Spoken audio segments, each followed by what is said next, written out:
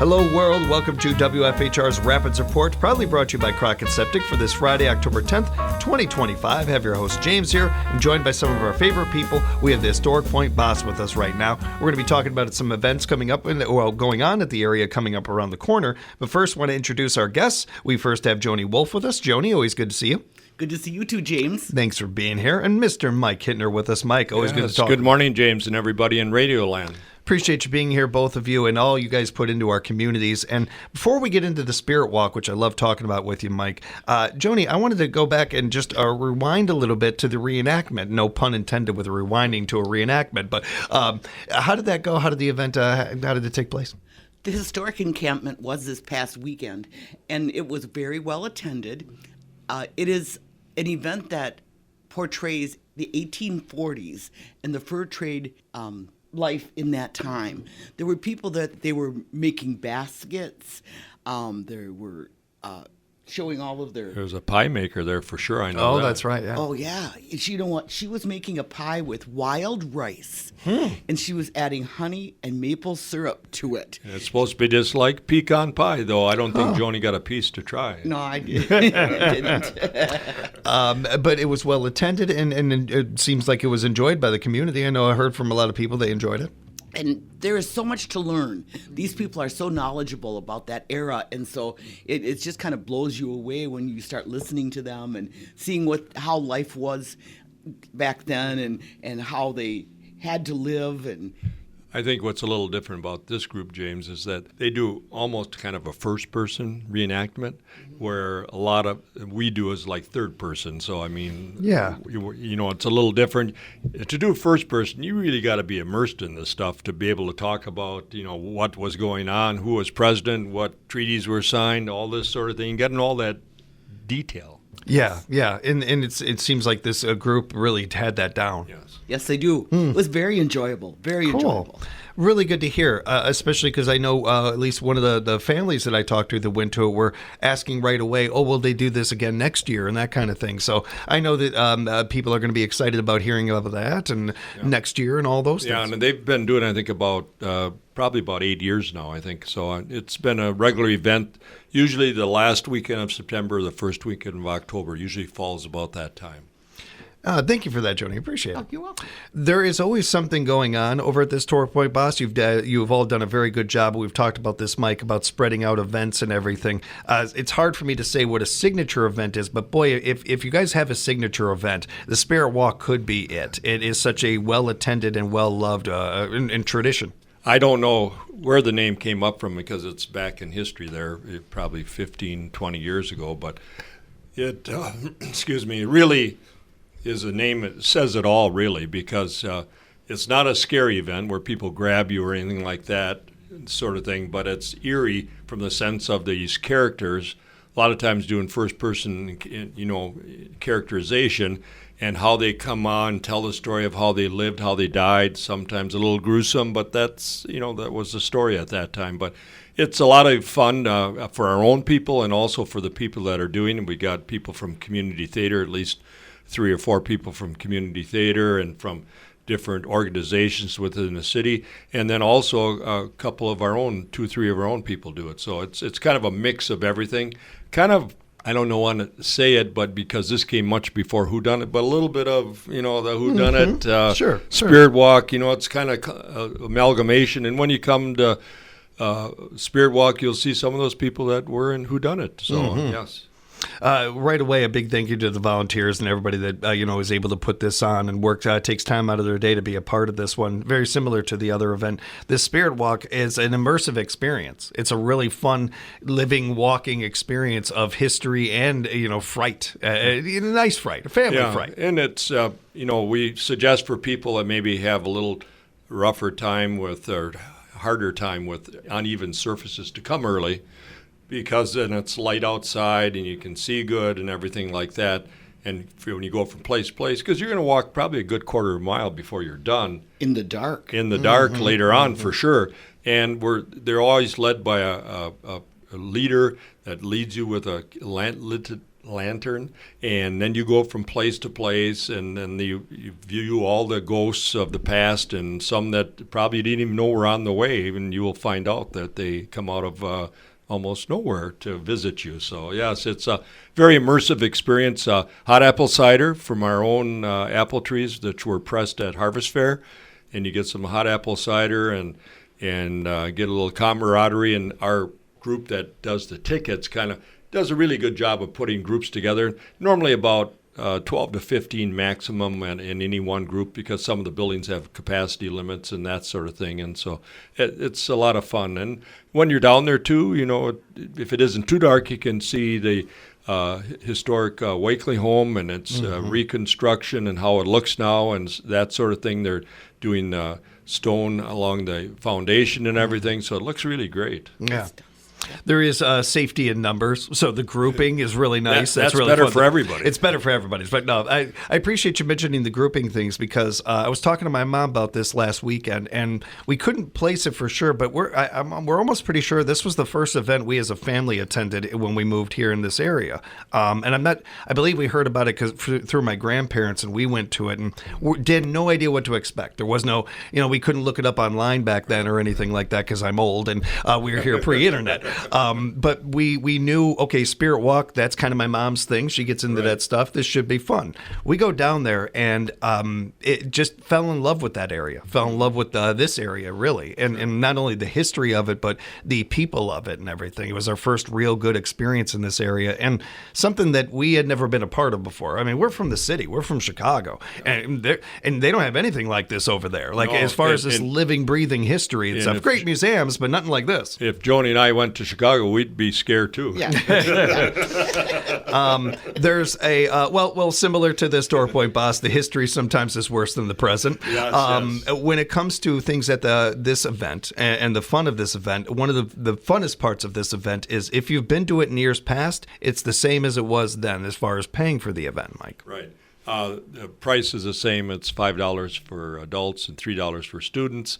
Really haven't changed things. You've mentioned before, we try to make things as reasonable as possible so families can come and spend an evening or an afternoon, depending on what the event is, and not spend a fortune to do it.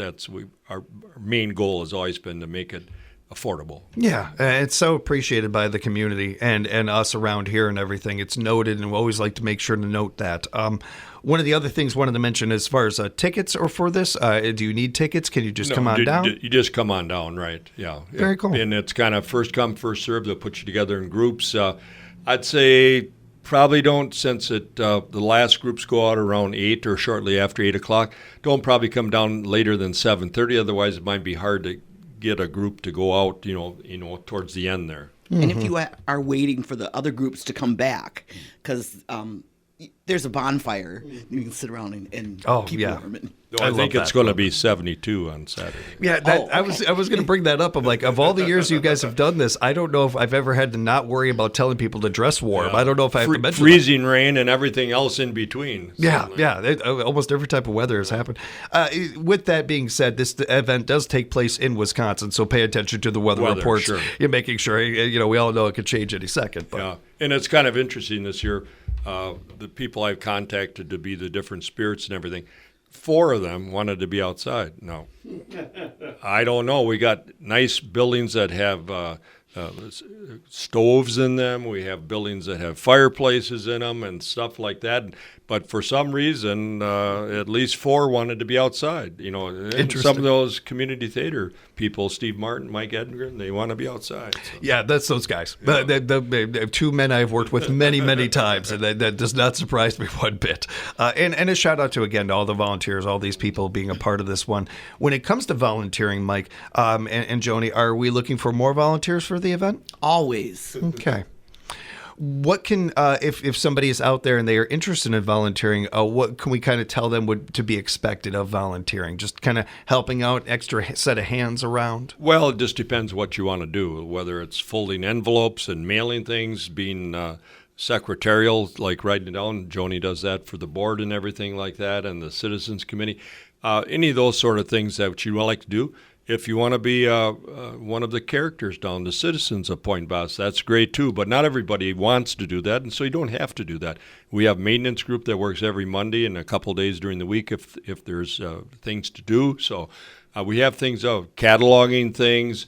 I know we've got a whole bunch of new, especially ladies' costumes. There's some men's costumes that came into the basement of the schoolhouse where we keep that sort of thing. So when people come, they don't have to spend $250 into getting an outfit together. They can borrow some things to find out how they like it before they get really involved in it. And we got all a bunch of things that have to be cataloged and put out. So, I mean, there's lots of things. We have a sewing committee also that meets at McMillan once a month, and we get together. Right now we're working on putting together a raffle quilt for fundraising, and we also could use help with writing grants, that sort of thing. Yeah, and I put a request in. I don't know if Joni's heard of it yet, but Robert and Mary Wakely's bedroom, when everybody tours, doesn't have any curtains on it, and Robert and Mary Wakely would prefer curtains on their bedroom.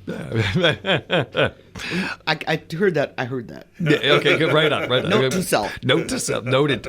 And Joni, you are so good at this. I wanted to make sure that we had a chance to bring up the sewing classes for adults. I appreciate you kind of bringing this, leading us into it a little bit, because you guys, this at McMillan, sewing classes for adults. It takes place at McMillan the first Monday of each month. Is that correct? Right, from 1 to 4 o'clock in the afternoon, and now.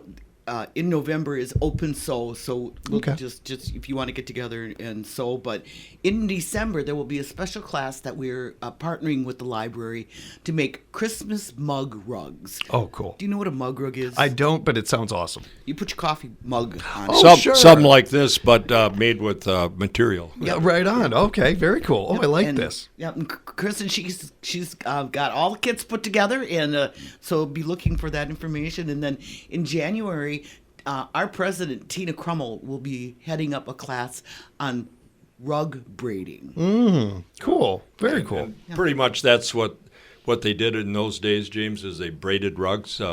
We've got a barn loom upstairs, and that's basically what that does. It went from farm to farm in the fall, and the people saved their rags all year round, and then they braided rugs that they'd have for the next year or so. And this is a loom that's too big for an individual house, but we've got it upstairs because we have no place else to put it. But it's a huge barn loom, but it comes apart down to the minutest material, so it can move easily. Very interesting. And I don't know if you know this or not, Joni. Maybe you do. I only heard about this in the last couple of weeks from my students. They're from among youngins, about young people. There is this rise to learn more about sewing. That there's this like gap between generations that just didn't even know how to sew. So a lot of the younger generation, I mean like younger generation, is really getting into sewing, wanting to know more about it. So this is a perfect time to be having a class like this. It's really cool. Yep. I imagine you're going to get some a bunch of different types of people, ages-wise and everything with those classes. McMillan actually has 4 machines of their own. Oh, that's right. So if you don't have a machine and you want to find out what this is all about, that now's the time to do that. Yeah, I appreciate that, It's Joni. like when we were in high school, James. All of us wanted to get into home ec because that's where all the girls were, but I don't know how much sewing we wanted to do. Yeah, I was one of those. Yes, I was guilty of that myself, Mike. Appreciate you guys letting us know about that one. If you want to find out more about that, and of course the Spirit Walk, you can go to historicpointboss.com, historicpointboss.com to find out more information about those. And just a reminder, James, for everybody, that's on 2 Saturdays, the 18th and 25th, 6 to 8 p.m. So if you can't make the first one for some reason, come to the 25th. Or vice versa. And also, a lot of times we see people come on the 18th, they bring their friends on the 25th, so they come 2 times. They liked it so much. And if you're lucky, you're walking out there in the moonlight, the darkness, you'll hear a coyote. Just adds to things. Oh, I love it. You have the live surroundings, the live soundtrack, if you will, of the great area over there. It's a great time. It's a wonderful time. And especially if you haven't been to the Historic Point Basse before or in a while, this is a great one to come on down to. Historic Point Basse Spirit Walk, Saturday, October 18th, and then on the 25th, a week later, 6 to 8 each day at 364 Wakely Road in beautiful Nakusa. As Mike was mentioning before, that 8 o'clock end time, we want to get there around 7:30, really. Right, because they'll go out after 8 o'clock, but they stop taking groups at 8 o'clock. Yeah, so make plans, get on there. And I'm with you, Mike. Take in both Saturdays Saturdays. It's going to be a good one for both of them. And really, like a lot of live productions, there's no reruns. They're all unique and different. Yeah, and if you saw it one week, the characters say different things the next week. Just because it's a lot of ad lib. Yeah, it's a fun time. It's a good time. Joni, Mike, thanks so much for the time and everything you guys put into the community. James. Thanks, James and WFHR. And a big thank you to all of you for joining us for another edition of WFHR's Rapids Report.